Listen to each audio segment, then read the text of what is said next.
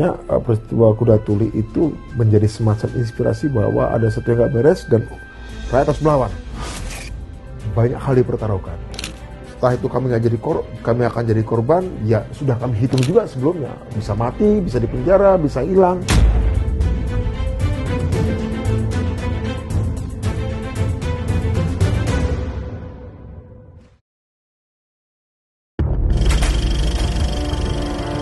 Pada 1996, gerakan arus bawah yang menuntut demokrasi di Indonesia melahirkan Partai Uni Demokrasi Indonesia yang didirikan Sri Bintang Pamungkas, ex-politikus P3.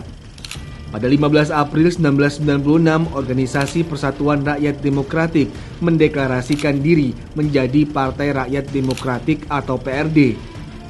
3 bulan setelahnya, tepatnya 22 Juli 1996, PRD dideklarasikan secara resmi ke publik dan mengumumkan manifesto politiknya. Sebuah tindakan penuh nyali di tengah rezim yang cenderung represif. Orde Baru bagi kami adalah sebuah sistem yang canggih dalam pengertian sistemnya untuk melakukan pengawasan, melakukan teror, melakukan represi, itu begitu sistematis. Akarnya kan pada kekuasaan politik yang tidak memungkinkan terjadinya pergantian kekuasaan secara konstitusional. Soeharto akan dipilih terus-menerus, Golkar akan menang terus-menerus dengan cara yang tidak fair, sehingga dua partai yang lain seperti PDI dan P3 ya hanya sekedar pelengkap penderita saja. Sebelum pemilu kita sudah tahu siapa yang akan menang partainya. Sebelum sidang umum MPR kita sudah tahu siapa yang akan jadi presidennya. Jadi percuma saja pemilu. Di saat yang bersamaan, konflik internal Partai Demokrasi Indonesia atau PDI antara pendukung Megawati Soekarno Putri dan pendukung Suryadi meluas menjadi pertarungan antara penguasa Orde Baru dan kelompok oposisi. Pendukung Megawati akhirnya melebur dengan beragam organisasi yang mengambil sikap oposisi terhadap pemerintahan Soeharto. Mimbar Rakyat menjadi salah satu aksi paling berani mengkritik pemerintah di tengah Orde Baru yang tak mengenal kehadiran oposisi. Partai Rakyat Demokratik atau PRD menjadi salah satu organisasi yang paling aktif dalam aksi-aksi tersebut.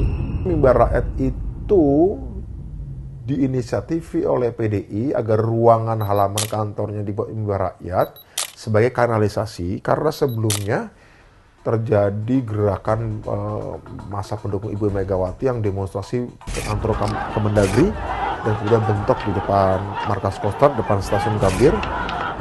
Kemudian mereka mundur dan akhirnya supaya masa tidak terus berdemonstrasi, PDI menyediakan halamannya untuk rakyat berkumpul dan berpidato mengkritik. Mereka menutup separuh jalan dan akhirnya bukan orang PDI aja. Setiap orang akhirnya datang ke sana mendengarkan pidato-pidato politik mengkritik pemerintah. Hampir tiap hari, mulai siang sampai sore sampai malam. Ada pertunjukan musik, ada pidato selama berminggu-minggu.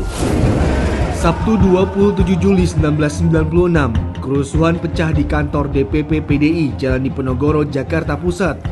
Massa pro Megawati berhadapan-hadapan dengan massa pro Suryadi. Keadaan semakin parah saat aparat berusaha membubarkan massa di dalam kantor DPP PDI. Harian Kompas 30 Juli 1996 memuat pernyataan Menko Polkam Susilo Sudarman bahwa Partai Rakyat Demokratik sebagai aktor intelektual di balik kerusuhan. Susilo juga menambahkan bahwa PRD sebagai penjelmaan partai terlarang masa silam, yakni Partai Komunis Indonesia.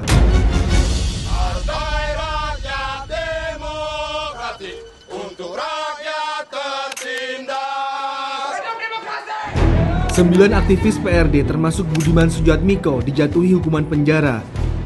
Budiman mendapat hukuman paling berat 13 tahun penjara. Menurut majelis hakim, Budiman dan kawan-kawan terbukti secara sah telah melakukan tindak pidana subversi yang bisa merongrong ideologi negara Pancasila. Tim politik kita mengatakan kita akan dipukul di suatu saat, tapi udahlah, kita udah kayak gini. Selama hidup saya, selama hidup generasi kami, ya setidaknya kami belum pernah mengalami situasi yang memang menurut kami ini saat yang pas untuk melakukan perubahan. Sehingga pada waktu itu pilihannya adalah menjadi pengecut dan kemudian minta ampun, minta maaf pada Orde Baru, atau pilihannya adalah enggak. Ini banyak hal dipertaruhkan. Setelah itu kami akan jadi korban, ya sudah kami hitung juga sebelumnya. Bisa mati, bisa dipenjara, bisa hilang. Dan dari apa yang kami sudah hitung sebelumnya terjadi semua sih. Saya dan teman-teman dipenjara. Ada teman kami juga anak PRD yang diculik dan dibunuh, ketemu mayatnya di Solo, di tengah hutan. Ada yang diculik dan bebas, ada yang diculik dan hilang sampai sekarang. Secara psikologis, ini sebuah tantangan.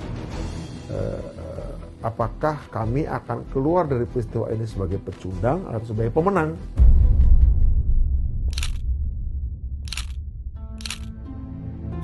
Setelah peristiwa Kuda Tuli itu, muncul kerusuhan-kerusuhan di tempat lain.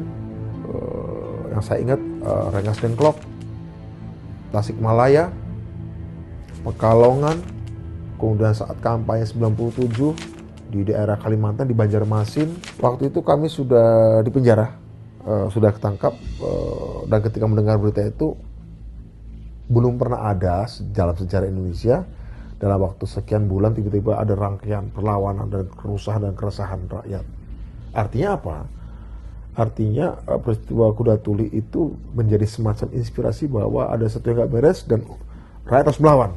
Kalau dulu rakyat direpresi akan cenderung diam dan takut, tapi peristiwa Kuda Tuli itu beda hasilnya.